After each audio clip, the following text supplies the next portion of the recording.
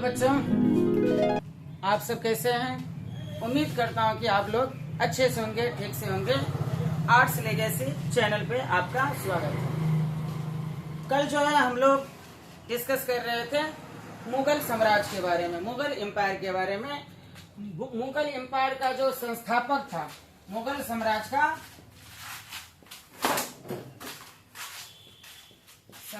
का संस्थापक कौन था? आप लोग बता सकते हैं? जी बाबर।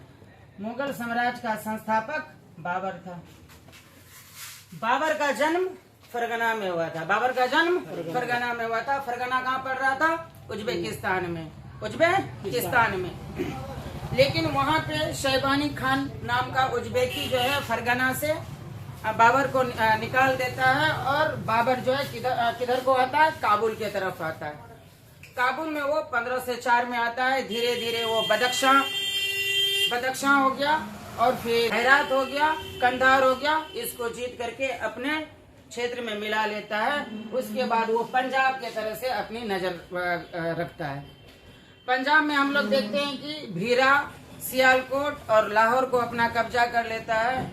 और साथ साथ में उसके बाद 26 का जो प्रथम पानीपत युद्ध हुआ, इसमें जो है बाबर को जीत मिलती है और हार किसको मिलती है? इब्राहिम लोदी को हार मिलती है। इस तरह से भारत में किसकी अब साम्राज्य स्थापित हो गई है? मुगल साम्राज्य की स्थापित हो गई है। और मुगल साम्राज्य का जो है संस्थापक कौन? बाबर है। तो इतना कल पढ़े थे। आज बाबर के बारे में थोड़ा सा आगे के बारे में पढ़ते हैं। तो बाबर को कितना बेटा था? चार बेटा था। चार बेटा का नाम बता सकते हैं? हुमायूं, कामरान और हिंदाल, चौथा अस्करी। या चार बेटा था। और बाबर जो है चार लड़ाइयाँ भी लड़ी, जो कि सीक्वेंस में था, सीरियल था, ईयर बाय ईयर था। एक 1526 में लड़ा, कौन सा? एक 1527 में। 1527 में कौन सी लड़ाई लड़ी गई थी?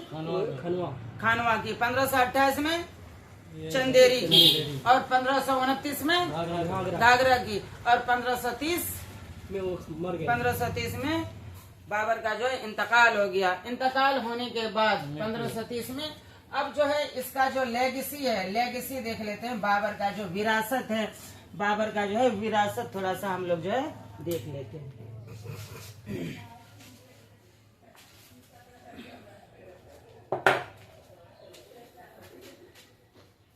बाबर पहला सम्राट बना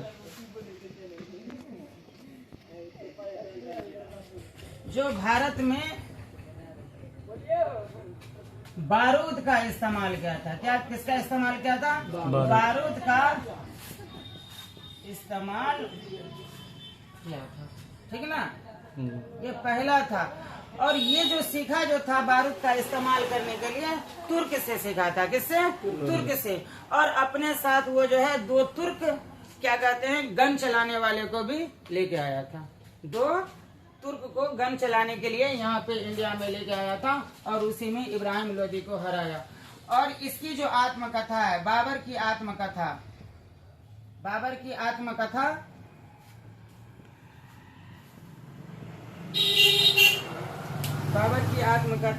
तुजुके बाबरी है। क्या है? तुजुके बाबरी। समझे? तुजुके बाबरी है। बाबर की आत्मकथा तुजुके बाबरी है। इसके लेखक कौन है? इसके लेखक स्वयं खुद कौन है? इसके लेखक स्वयं खुद कौन है? बाबर है। कौन है? बाबर है। ये बाबर जो है इसको जो है खुद लिखा था। और कौन सी भाषा में लिखा था पता है? कौन सा भाषा में लिखा था? इसके लेखक बाबर हैं। यह तुर्की भाषा की रचना है। कौन सी भाषा में लिखी गई थी? तुर्की भाषा में लिखी गई थी। तुर्की भाषा, यह तुर्की भाषा की रचना। ठीक ना? और इसी का जो है तुजुके बाबरी का जो है एक फारसी में अनुवाद किया गया था। उस बुक का नाम रखा गया था बाबरनामा। क्या रखा गया था? बाबरनामा। कौन सा किताब का? तुजुके बाबरी का। तुजुकी बाबरी कौन सी भाषा में लिखी गई थी? फारसी, तुर्की भाषा में। और इसी का जो ट्रांसलेशन जो था, तुजुकी बाबरी का जो ट्रांसलेशन किया गया, यहाँ पे लिख देते हैं, तुजुक ए बाबरी का अनुवाद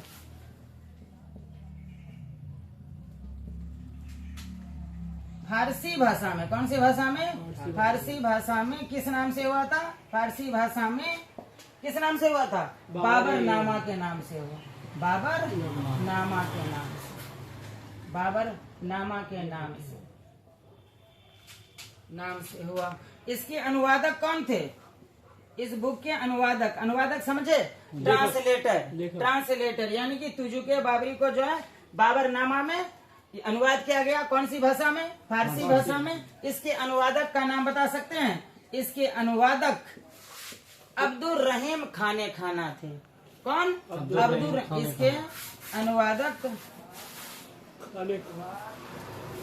अब्दुल रहीम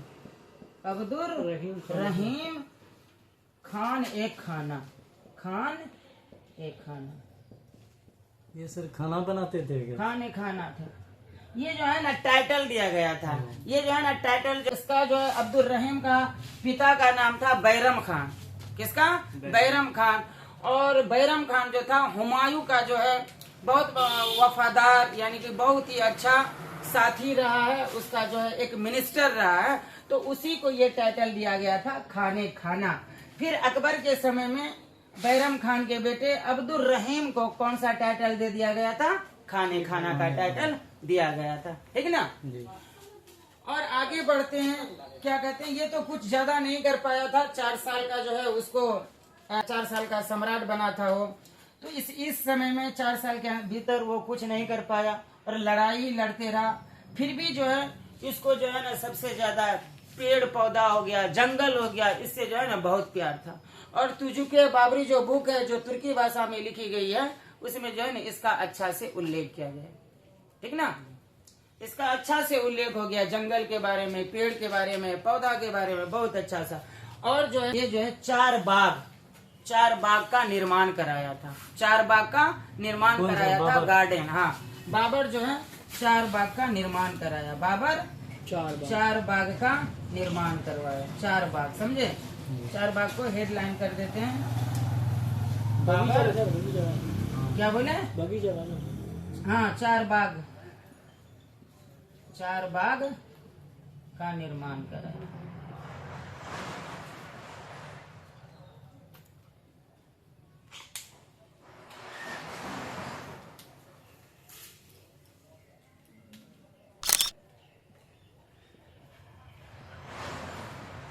निर्माण कराया। ठीक ना, यहाँ तक जो है। और बाबर की मृत्यु कब हो जाती है? बाबर की मृत्यु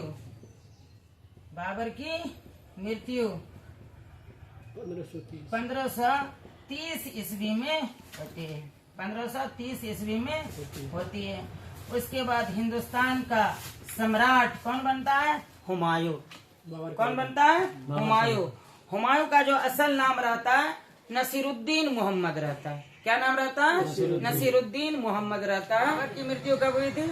1530 में। बाबर की मृत्यु के बाद गद्दी पे कौन बैठा? उसका बेटा हुमायूं। हुमायूं का अच्छा नाम क्या था, या बचपन का नाम क्या था? नसीरुद्दीन मोहम्मद। क्या था? नसीरुद्दीन मोहम्मद। यानी कि अब जो है इसका हेडिंग हम दे सकते हैं हुमायूं।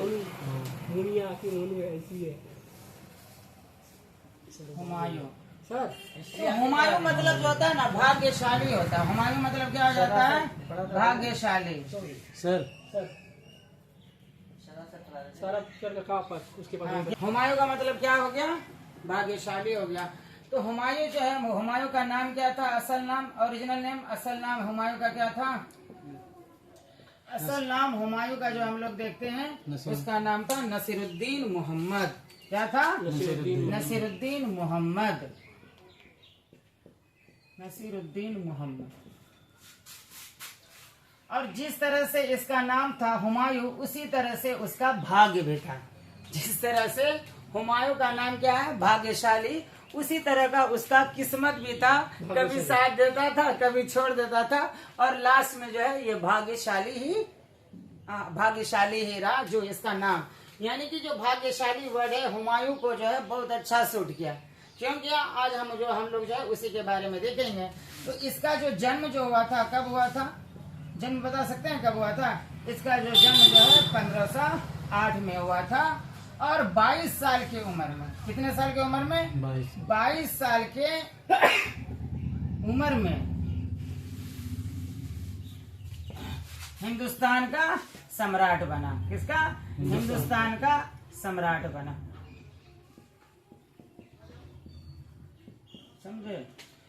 22 साल की उम्र में हिंदुस्तान का सम्राट बना। इस भी बता सकते हैं 1508 मतलब 22 कितना हो जाएगा? 1530 होगा कि नहीं होगा? अब 1530 में हम लोग जानते हैं 1530 में जो है बाबर की मृत्यु हुई थी। उसके बाद जो है हुमायूं क्या हुआ था? हुमायूं क्या हुआ था? राजा बना था, उसका राज्याभिषेक हुआ था। तो हुमायूं जो है जनरली इसका जो है शासनकाल 2 पीरियड में बांटा गया है। इसका शासनकाल 2 पीरियड में बांटा गया है। पहला जो शासनकाल हुआ, पहला शासनकाल अगर हम लोग देखें किसका? हुमायूं का पहला शासनकाल जो है 1530 से लेकर के 1530 से 1540 तक रहा, 1540 तक रहा। और दूसरा अगर शासनकाल देखें हम अगर दूसरा शासनकाल देखें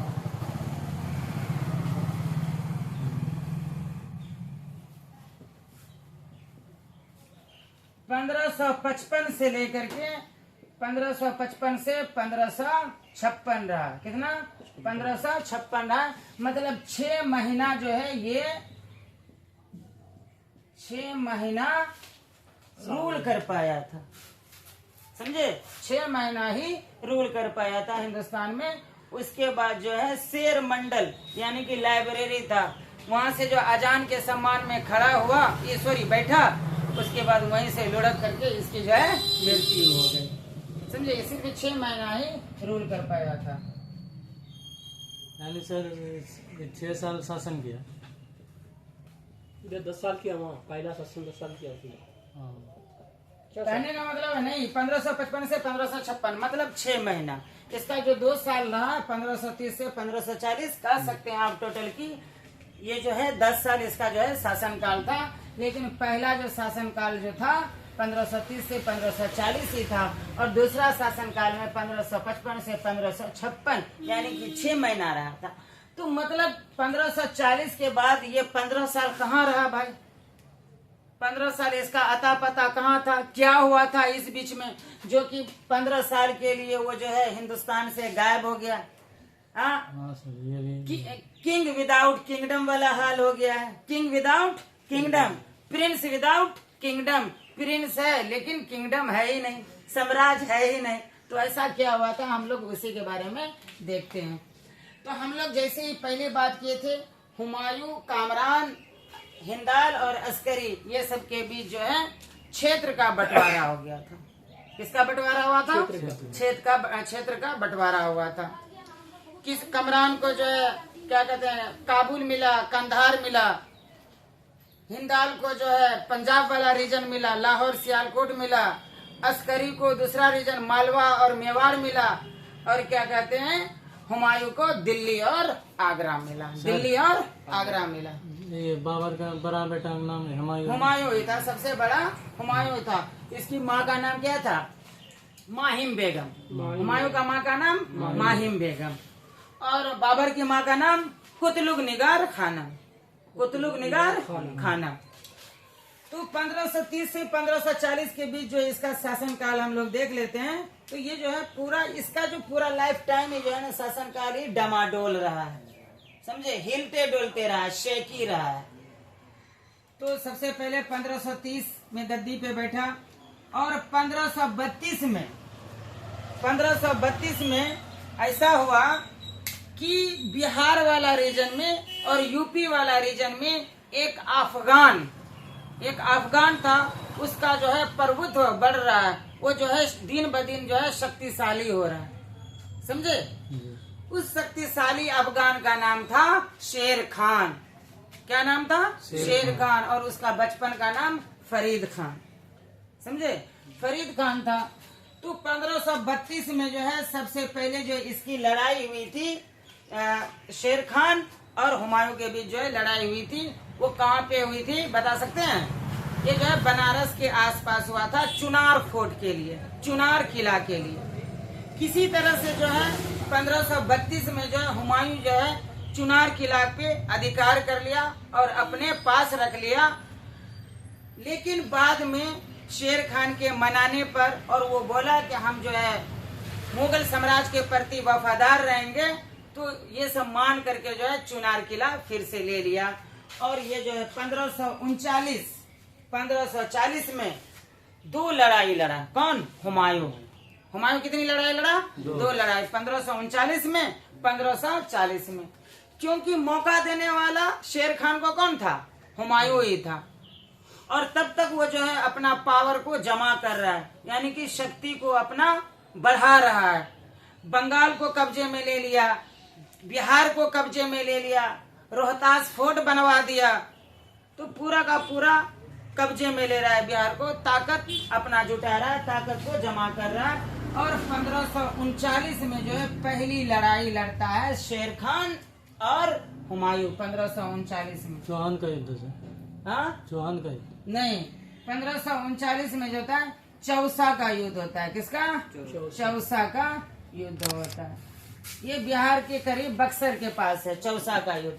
समझे? चौसा का युद्ध होता है। किसके किसके बीच होता है? हुमायूं और हुमायूं और शेर खान के बीच। शेर खान के बीच। और शेर खान बाद में क्या बन जाता है? शेर शाह सूरी बन जाता है। क्या बन जाता है? शेर खान जो है बाद में चल करके 1540 के बाद क्या बन जाएगा? शेर शाह सूरी बन जाएगा। समझे? 1540। ये जो शेर खान जो रहता है अफगान शासक रहता है। कौन सा शासक रहता है बाबू? अफगान शासक रहता है। अफगान। 1539 में जो चौसा का युद्ध हुआ हुमायूं और शेर खान में, शेर खान जो है इस लड़ाई में जो है जीत जाता है, अपने आप को फतेहयाब कर लेता है। और हुमायूं जो है ना किसी तरह से अपना जान बचा पाता है। जान बचाने के लिए ये नदी में कूद जाता है और नदी में कुछ पकड़ करके जो है ये बाहर निकलता है। समझे? इस तरह का जो है 1539 में इसका हाल हुआ था। 1539 में वही नदी से निकल करके वो भाग जाता है हुमायूं। समझे? और उस समय जो है अपने आप को जो है शेर खान जो है, शेर खान अपने आप को स्वतंत्र शासक घोषित कर देता है। स्वतंत्र शासक घोषित कर देता है। कहाँ का? बिहार और बंगाल का। शेर खान अपने आप को स्वतंत्र शासक घोषित करता है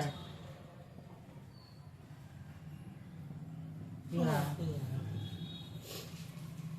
और बंगाल का। ठीक है ना?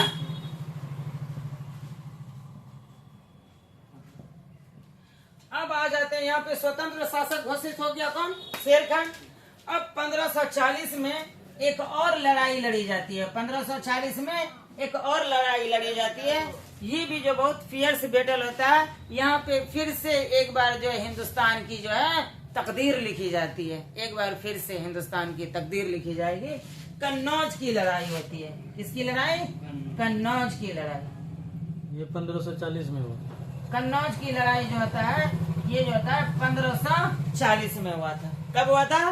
1540 में हुआ था। किसके किसके बीच? हुमायूं शेर खान को और शेर खान के बीच। मुझे शेर खान ही भी हुआ था। हाँ, दोनों लड़ाई जो है शेर खान के बीच हुआ था। समझे? और उस वहाँ पे जो है क्या कहते हैं 1539 में आप अपने आप को शेर खान कौन सा राजा घोषित करता है? स्वतंत्र घोषित कर देता है। 1540 में कन्नौज की लड़ाई जो होती है हुमायूं और शेर खान के बीच होती है। और इसमें जो है फतेहयाब फिर से कौन होता है? शेर खान जो है, शेर खान को क्या मिलती है? जीत मिलती है, शेर खान को जीत मिलती है। और शेर खान जो है 1540 में जीत के बाद अपने आप को हिंदुस्तान का बादशाह घोषित कर देता है, समझे। इस युद्ध के बाद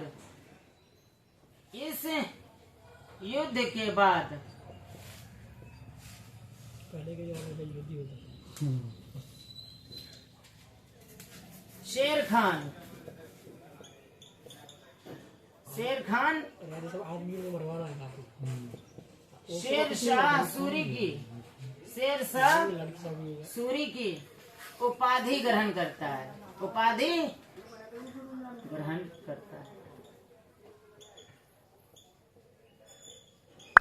किस युद्ध के बाद शेर खान शेर शाह सूरी बन जाता है? वो होता है किस युद्ध के बाद शेर खान शेर शाह की उपाधि ग्रहण करता है? कन्नौज की लड़ाई। कन्नौज की लड़ाई कब लड़ी गई है? 1540 में। और अपने आप को हिंदुस्तान का बादशाह भी घोषित कर देता है। और इसी के बाद ये बात याद रखना, शेर खान शेर शाह कब बना है?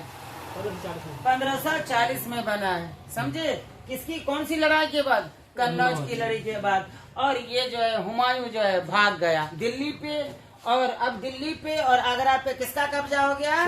शेर शाह का। अब क्या बोलेंगे? शेर शाह बोलेंगे। शेर खान का कहानी खत्म। अब यहाँ पे शेर शाह का कब्जा हो गया दिल्ली और मुंबई पे, आगरा पे, दिल्ली और आगरा पे। और हुमायूं का फिर एक बार जो है भाग जो है साथ नहीं दिया।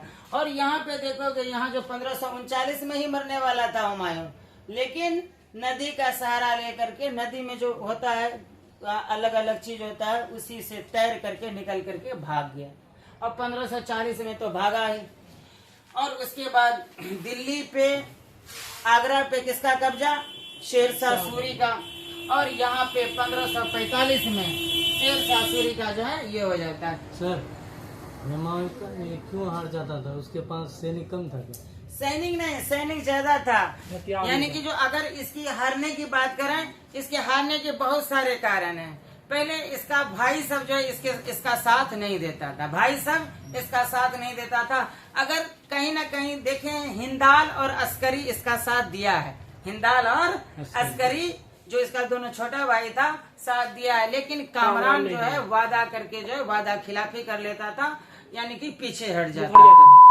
और साथ साथ में ये भी रीजन दिया गया है, अफगान के पावर को, यानी कि हुमायूं के जितने भी मिनिस्टर थे, वजीर थे, उसको जो है ना कभी पता नहीं लगा पाया कि अफगान किस तरह से लड़ते हैं, क्या करते हैं, किस तरह का चाल चढ़ते हैं। तो इसका जो तोड़ जो है हुमायूं का वजीर, हुमायूं का नोबल्स जो था ना, वो कभी नहीं लगा पाया। तो इसलिए इसको जो है बार बार हुमायूं का हार का सामना करना पड़ता था। और हुमायूं से जो है ना बहुत सारा वजीर नाखुश थे, पसंद नहीं करते थे। उसमें हिंदुस्तान के भी कुछ वजीर थे, कुछ जो है तुर्की के वजीर थे। इसको जो है ना खास पसंद नहीं किया जाता था हुमायूं के दरबार में, हुमायूं को।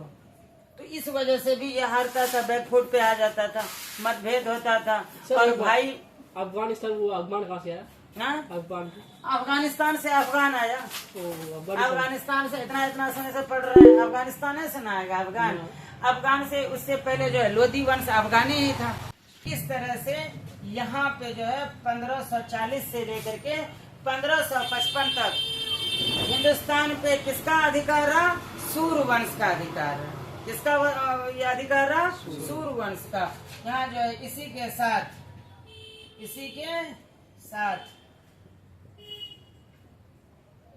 शेर शाह, इसी के नाम पे देखते हो ना, लास्ट में लगता है शेर शाह सूरी। शेर शाह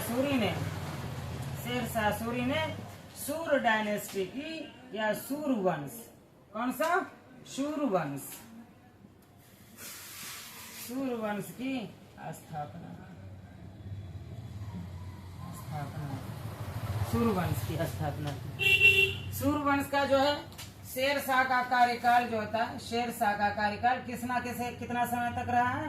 शेर शाह का कार्यकाल जो है हम लोग देख सकते हैं कि 1540 से लेकर के 1545 तक रहता है। इसकी जो लास्ट लड़ाई थी, अंतिम युद्ध थी, कालिंजर में थी। अंतिम युद्ध कहाँ था भाई? कालिंजर में अंतिम युद्ध कालिंजर में लड़ा गया था। अंतिम युद्ध कालिंजर, समझे? कालिंजर था। और यहीं पे पता नहीं कैसे इसके ऊपर जो है गन पाउडर गिरा, बारूद गिरा और बारूद विस्फोट हो गया। और उसी में जो है क्या कहते हैं 1545 में शेरशाह सूरी की मृत्यु हो गई। शेरशाह जो है ना भारत का एक महान शासक हुआ है, जो कि इसका प्रशासन जो है बहुत ही अच्छा था, बहुत ही ज्यादा सुदृढ़ था, बहुत ही ज्यादा केंद्रीकृत था, जो कि अभी भी भारत सरकार इसका कुछ जो है प्रशासन को अपने यूज में लाता है, कुछ प्रशासन को अपने यूज में लाता है। ये सिक्का चलाया, सिक्का में जैसे कि दाम कॉपर क्वाइन हो गया, और सिल्वर क्वाइन को क्या कहा जाता था? चांदी के सिक्के को क्या कहा जाता था? रुपया कहा जाता था। क्या कहा जाता था? रुपया कहा जाता था। और गोल्ड के सिक्के को क्या कहा जाता था? अशरफी या मोहर कहा जाता था। ये इन्हीं का देन है। और रोड को जो होता है ना, यानी कि जिस तरह से हम लोग क्वाड्रिलेटरल रोड देखते हैं, चतुर्भुज अभी का रोड देख रहे हैं, तो वो जो है जनरली शेरशाह सूरी से ही लिया गया है, उसी के शासन काल से लिया गया था। चारों कोना को जोड़ने के लिए वो रोड बिछाया। अभी भी एक उसका प्रसिद्ध रोड है ग्रांड ट्रंक रोड, समझे? ग्रांड ट्रंक रोड, जो कि दिल्ली से अमृतसर तक के लिए, दिल्ली से अमृतसर, यानी कि वो जो है लाहौर तक जाता था, लेकिन अभी वो अमृतसर से। और इसी का नाम अभी जो है शेरशाह सूरी मार्ग रख दिया गया। कौन सा मार्ग? शेरशाह सूरी मार्ग रखा गया, समझे? तो शेरशाह का कार्यकाल 1540 से 1545 तक रहा है। इसका जो अंतिम शासक था, यानी कि सूरवंश का अंतिम शासक, सूरवंश का अंतिम शासक